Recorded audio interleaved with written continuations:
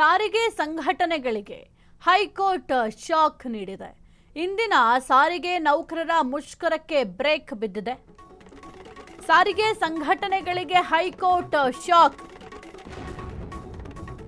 ಇಂದಿನ ಸಾರಿಗೆ ನೌಕರರ ಮುಷ್ಕರಕ್ಕೆ ಬ್ರೇಕ್. ಎಂದಿನಂತೆ ರಸ್ತೆಗಿಳಿದ ಕೆಎಸ್ಆರ್ಟಿಸಿ, ಬಿಎಂಟಿಸಿ ಬಸ್. ನಿಟ್ಟುಸಿರು ಬಿಟ್ಟ ಬಸ್ ಪ್ರಯಾಣಿಕರು. ಹೋರಾಟದಿಂದ ಹಿಂದೆ ಸರಿದ ಜಂಟಿ ಕ್ರಿಯಾ ಸಮಿತಿ. ಹೈಕೋರ್ಟ್ ಅಂತಿಮ ತೀರ್ಪಿನ ಬಳಿಕ ನಿರ್ಧಾರ.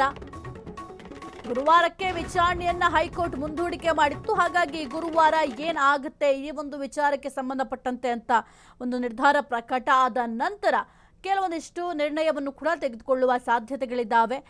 ಇಂದಿನ ಸಾರಿಗೆ ನೌಕರರ ಮುಷ್ಕರಕ್ಕೆ ಸದ್ಯಕ್ಕೆ ಹೈಕೋರ್ಟ್ ತಾತ್ಕಾಲಿಕವಾಗಿ ಬ್ರೇಕ್ ಹಾಕಿದೆ. ಗುರುವಾರದವರೆಗೂ ಕೂಡ ಯಾವುದೇ ರೀತಿಯ ಮುಷ್ಕರವನ್ನು ಮಾಡಬಾರದು ಅಂತ ಕೂಡ ಹೈಕೋರ್ಟ್ ಸೂಚನೆಯನ್ನು ಕೊಟ್ಟಿದೆ. ಯಾಕೆಂತಂದರೆ ಈ ಒಂದು ವಿಚಾರಕ್ಕೆ ಸಂಬಂಧಪಟ್ಟಂತೆ ಗುರುವಾರ ವಿಚಾರಣೆಯನ್ನು ಮಾಡಲಾಗುತ್ತೆ. ವಿಚಾರಣೆ ಗುರುವಾರಕ್ಕೆ ಮುಂದೂಡಿಕೆ ಆಗಿರೋದ್ರಿಂದ ಗುರುವಾರ ಏನಾಗತ್ತೆ ಅನ್ನೋದರ ಮೇಲೆ ಡಿಪೆಂಡ್ ಆಗುತ್ತೆ ಈ ಒಂದು ಸಾರಿಗೆ ನೌಕರರ ಮುಷ್ಕರ. ಇನ್ನು ಎಂದಿನಂತೆ ಕೆಎಸ್ಆರ್ಟಿಸಿ, ಬಿಎಂಟಿಸಿ ಬಸ್ ಏನಿದಾವೆ ಎಲ್ಲವೂ ಕೂಡ ಈಗ ರಸ್ತೆಗಿಳಿದಿದ್ದಾವೆ. ಒಟ್ಟಿನಲ್ಲಿ ಪ್ರಯಾಣಿಕರಿಗೆ ಸ್ವಲ್ಪ ನಿಟ್ಟುಸಿರು ಬಿಟ್ಟಂತಾಗುತ್ತೆ.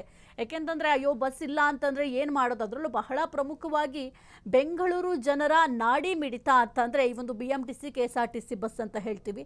ಅಂಥದ್ರಲ್ಲಿ ಬಸ್ಗಳಿಲ್ಲ ಅಂತಂದರೆ ನಾವು ಹೆಂಗೆ ಆಫೀಸ್ಗಳಿಗೆ ಹೋಗೋದು, ಹೆಂಗೆ ಶಾಲೆಗಳಿಗೆ ಹೋಗೋದು, ಹೆಂಗೆ ಕಾಲೇಜ್ಗೆ ಹೋಗೋದು ಅಂತ ಬಹಳ ಯೋಚನೆಯನ್ನು ಮಾಡ್ತಾ ಇದ್ರು ಜನಸಾಮಾನ್ಯರು. ಆದರೆ ಸದ್ಯಕ್ಕೆ ಯಾವುದೇ ರೀತಿಯ ಟೆನ್ಷನ್ ಇಲ್ಲ. ಇನ್ನು ಸದ್ಯಕ್ಕೆ ಬಿಎಂಟಿಸಿ ಮತ್ತು ಕೆಎಸ್ಆರ್ಟಿಸಿ ಎಲ್ಲ ಬಸ್ಗಳು ಕೂಡ ಎಂದಿನಂತೆ ಸಂಚಾರವನ್ನು ಮಾಡ್ತಾ ಇದೆ.